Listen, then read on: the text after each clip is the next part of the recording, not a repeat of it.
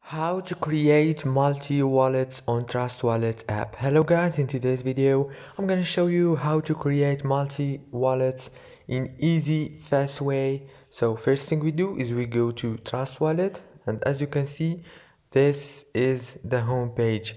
Now if you want to create new wallet, you have to go to settings right here, click on settings, and now you need to choose the first option here, and then go to the top corner and click add, and here you go, you can create a new wallet just from here.